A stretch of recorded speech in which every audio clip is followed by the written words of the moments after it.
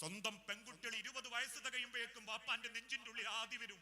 ഉമ്മമാർ ഓരോ വക്തിലും റബ്ബിന്റെ നേരെ കണ്ണീരൊഴിക്കും. എന്തിന്? എന്റെ മോക്കൊരു നല്ല പിയാപ്പനെ കിട്ടണം, എന്റെ മോളെ സങ്കടപ്പെടുത്താത്ത ഒരു പൊരേക്ക് പറഞ്ഞേക്കാൻ പറ്റണം.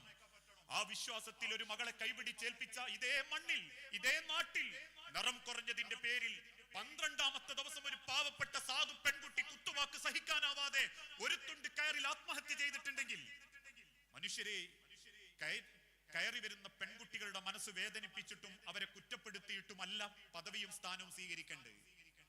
അവൾ അള്ളാഹുവിനോട് പറയണം, ഞാൻ കയറി വന്ന കുടുംബം റബ്ബേ മനോഹര കുടുംബമായിരുന്നു കേട്ടോ. അതുകൊണ്ട് ആണുങ്ങളിൽ ഏറ്റവും നല്ലവൻ കെട്ടിയ പെണ്ണിനോട് ഏറ്റവും മര്യാദക്ക് പെരുമാറുന്നവനാണ്. എല്ലാ ഭർത്താക്കന്മാരും അതിനുവേണ്ടി ശ്രമിക്കണോ? അതിന് കാരണം അഭിനയിക്കണമെന്നോ അവരാൾക്കാരുടെ ഇടയിൽ ഒരു ഷോ കാണിക്കണമെന്നൊന്നുമല്ല.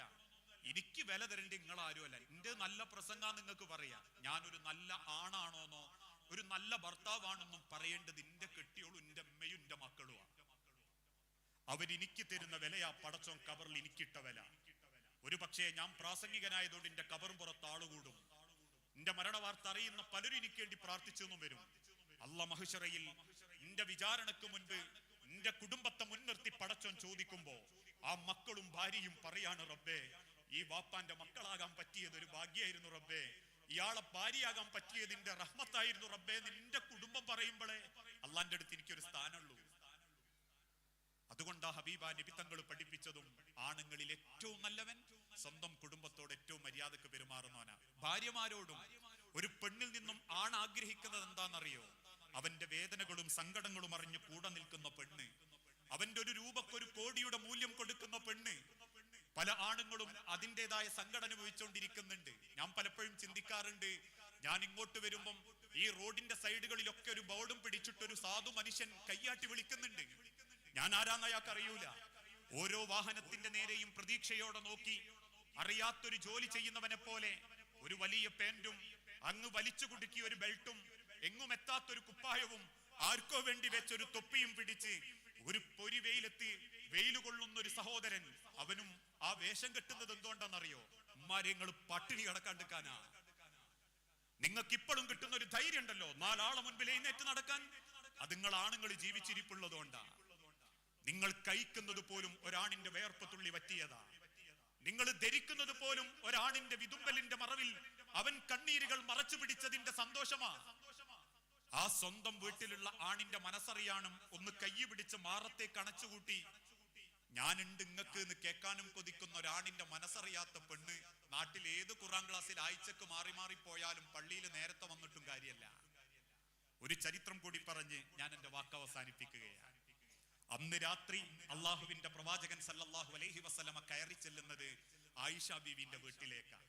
2 പേരും തമാശയൊക്കെ പറഞ്ഞ് ഉള്ള ഒരു റൊട്ടിയും കഴിച്ച് 2 ആളും ഇരിപ്പിക്കടന്നു. നട്ടപ്പാതിര നേരത്തെപ്പോഴോ ഞെട്ടി എഴുന്നേറ്റ് ആയിഷ ബീവി നോക്കുമ്പോ വിരിപ്പിൽ അള്ളാന്റെ ഹബീബിനെ കാണുന്നില്ല. മറ്റേതോ ഭാര്യന്റെ അടുത്തേക്ക് തിരുദൂതൻ പോയി എന്നൊരു വെപ്രാളം മനസ്സിലിട്ട് വീട്ടിന്റെ വാതിൽ തുറന്ന് ആയിഷ ബീവി കാണുന്നത് വീട്ടിന്റെ മുറ്റത്തിരുന്ന് വാ പൊത്തിപ്പിടിച്ച് കണ്ണു നിറഞ്ഞ് ശബ്ദം പുറത്തു വരാതെ റസൂൽ ഇങ്ങനെ കരയ. നബി തങ്ങളെ പുറത്ത് ചെന്ന് കൈ വെച്ചിട്ട് ആയിഷ ബീവി ചോദിച്ചു, റസൂലേ നിങ്ങൾ വല്ല സ്വപ്നവും കണ്ടോ? കണ്ടു ആയിഷ. കണ്ടു എന്ന് റസൂലുള്ള പറഞ്ഞ ഒട്ടനെ ആയിഷ ബീവി ചോദിച്ചു, എന്നാ കണ്ടത് ഖദീജനെ ആയിരിക്കില്ലേ നബിയെ? റസൂല് പൊട്ടിക്കരഞ്ഞിട്ട് പറഞ്ഞു, അതെ ആയിഷ, എന്റെ ഖദീജാനെയാണ് ഞാൻ കണ്ട്. എന്റെ ഖദീജാനെ കണ്ട പിന്നെനിക്ക് ഉറക്കം വരൂലട്ടോ ആയിഷ. ഒരു പെണ്ണിന്റെ സ്വതസിദ്ധമായ ദേഷ്യത്തോടെ ആയിഷ ബീവി ചോദിച്ചു, റസൂലേ എന്നോ മരിച്ച ആ കിളവി ഖദീജയെ നിങ്ങൾ ഇപ്പോഴും മറന്നിട്ടില്ലേ നബിയെ? ആ ഖദീജയേക്കാൾ ചെറുപ്പക്കാരികളായ എന്നെയൊക്കെ പടച്ചോൻ നിങ്ങൾക്ക് തന്നിട്ടില്ലേ? അന്ന് വരെ ആയിഷ ബീവിയോട് ദേഷ്യപ്പെടാത്ത റസൂലുള്ള വിരൽ ചൂണ്ടിയിട്ട് പറഞ്ഞു, ആയിഷ നിനക്കെന്റെ ഖദീജയെ അറിയാഞ്ഞിട്ടാ. ഇന്നെന്നെ സ്നേഹിക്കാൻ നീ അടക്കമുള്ള ഭാര്യമാരുണ്ട്, ഭക്ഷണം തരാൻ 100 കണക്കിന് സ്വഹാബത്തുണ്ട്, കയറിക്കിടക്കാൻ എനിക്കൊരു വീടുണ്ട്. ഇതൊന്നുമില്ലാത്തൊരു മുഹമ്മദിനെ നീ ഒന്ന് ഓർത്തു നോക്ക ആയിഷ. ജനിക്കുന്നതിന്റെ മുൻപേ വാപ്പ മരിച്ചുപോയ ഒരു അനാഥൻ, 6ാമത്തെ വയസ്സിൽ ഉമ്മയും മരിച്ചുപോയ ഒരു യത്തീം, അവിടുന്ന് അങ്ങോട്ട് ആടുകളെ മേച്ചും ഒട്ടകത്തെ കറന്നും പുല്ലരിഞ്ഞും ജീവിച്ചിരുന്ന ഒരു സാധു ചെറുപ്പക്കാരനെ കൂടെ കൂട്ടിയവളാണ് എന്റെ ഖദീജ. 40ാമത്തെ വയസ്സിൽ പടച്ചറബ് നുബുവത്ത് തന്ന് വഹി തന്ന് എന്നെ ആദരിച്ചപ്പോ നാട്ടുകാരെന്നെ കരിങ്കല്ല് കൊണ്ടെറിഞ്ഞു.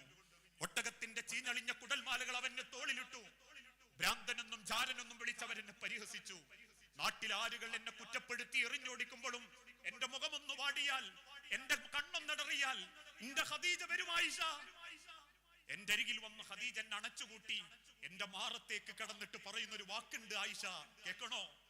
ആർക്ക് വേണ്ടെങ്കിലും നബിയെ നിങ്ങൾ എനിക്ക് വേണം പ്രവാചക, നിങ്ങളൊരു നല്ല ആണും നല്ലൊരു ഭർത്താവുമാണ് എന്നിന്റെ ഖദീജ പറയുമ്പോ അതിന്റെ ഞരമ്പുകൾക്കൊരു ധൈര്യമായിരുന്നു ആയിഷ.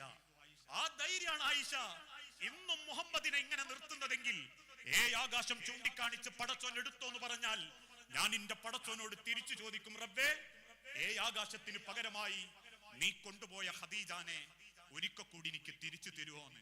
അത്രക്ക് ഇഷ്ടായിരുന്നു ആയിഷ എനിക്ക് എന്റെ ഖദീജയെ.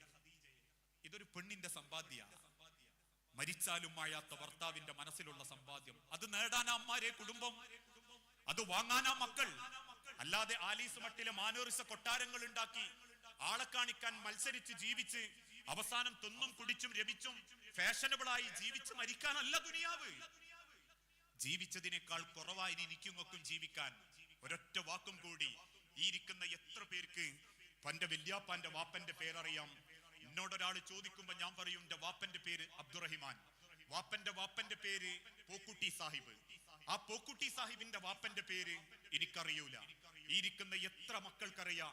വാപ്പന്റെതറിയാം, വല്യാപ്പന്റെതും അറിയാം, അതിന്റെ മേലേക്കറിയൂല. അതിനർത്ഥം 150 കൊല്ലങ്ങൾക്ക് മുൻപ് ആരും നിങ്ങളെ അറിയേല, ആർക്കും നിങ്ങൾ അറിയേയില്ല. 150 കൊല്ലങ്ങൾക്ക് മുൻപ് ഒരാളും നിങ്ങളെ പറ്റി ഓർത്തിട്ടില്ല. അന്നുള്ള ആളുകളെ ഇന്ന് നിങ്ങളും ഓർക്കുന്നില്ല. ഇനി അങ്ങോട്ടൊരു 150 കൊല്ലം കഴിഞ്ഞ എന്റെ മോൻ അബ്ദുള്ളാക്കിന് അറിയാം, ഒരുപക്ഷെ അബ്ദുള്ളാന്റെ മക്കൾക്കും അറിയാൻ പറ്റും.